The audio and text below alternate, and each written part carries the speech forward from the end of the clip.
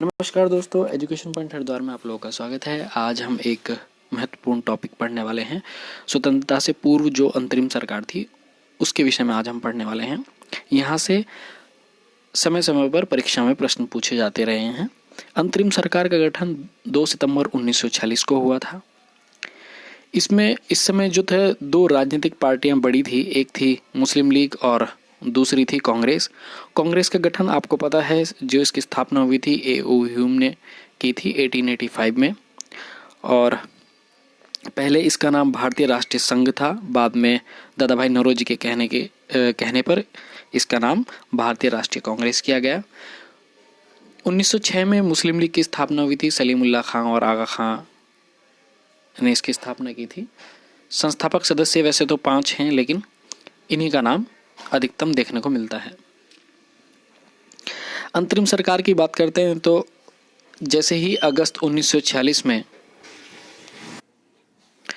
पंडित जवाहरलाल नेहरू को अंतरिम सरकार बनाने के लिए आमंत्रित किया गया, तो पंडित जवाहरलाल नेहरू प्रयास करते हैं कि मोहम्मद अली जिन्ना को मिलाया जाए, लेकिन उनके प्रयास असफल रहे। मुस्लिम लीग सम्मिलित नहीं हुई अंतरिम सरकार के लिए, और अंतरिम सरकार का गठन 2 सितंबर 1946 को 12 सदस्यों के साथ, कितने सदस्य? 12 सदस्यों के साथ हो गया। अब लॉर्ड वेवेल के सुझाव या उनके कहने पर मुस्लिम लीग 26 अक्टूबर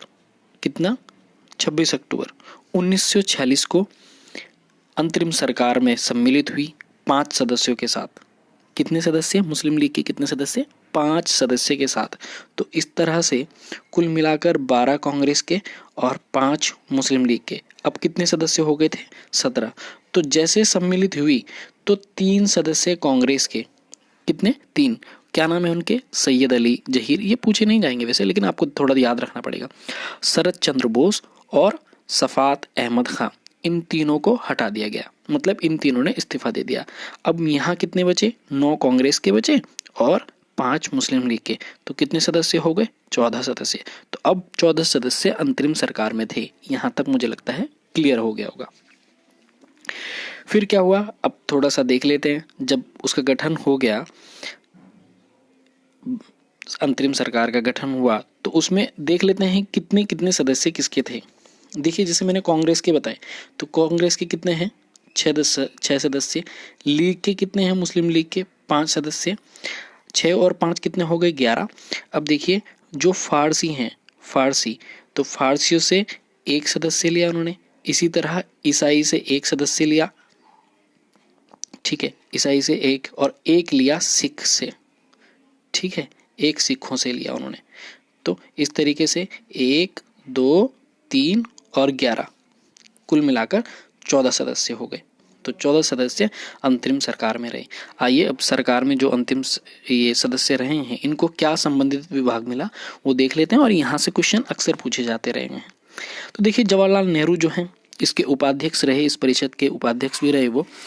तो अच्छा, एक चीज़ और, जो वायसराय है उसकी जो कार्यकारिणी परिषद के सदस्य थे वो इसमें सम्मिलित किए गए थे, ये आपको याद रखना पड़ेगा। तो जवाहरलाल नेहरू राष्ट्रमंडल संबंध तथा विदेशी मामले, इनको विभाग मिला। सरदार वल्लभ भाई पटेल को सूचना एवं प्रसारण, ये कई बार पूछा गया है, इम्पोर्टेंट है ये। सरदार बलदेव सिंह रक्षम का दायित्व मिला इनको। जॉन मथाई, इनको उद्योग एवं नागरिक आपूर्ति का मिला। जगजीवन राम का कई बार पेपरों में देखेंगे आप तो पूछा गया है, तो इनको श्रम मिला। और एच.सी. भाभा, ये कार्य खान एवं ऊर्जा का मिला। डॉक्टर राजेंद्र प्रसाद, है ना, तो इनको मिला खाद्य एवं कृषि। आसफ अली को मिला था रेलवे परिवहन। सी राजगोपालचारी को शिक्षा एवं कला। आई चुंद्रीगर को वाणिज्य। लियाकत अली खां, ये बहुत इंपॉर्टेंट है और पूछा जाता है, तो इनको क्या मिला था? वित्त। और ये आपको पता ही मुस्लिम लीग के सदस्य थे, है ना, ये इनको मिला डाक एवं वायु यानी कि संचार, इनको मिला था। स्वास्थ्य गजाफर अली खां, ये मुस्लिम लीग। और जोगिंद्रनाथ मंडल को विधि। ये आप थोड़ा लिख लीजिए या स्क्रीनशॉट ले लीजिए तो और याद रहेगा इस वजह से। धन्यवाद।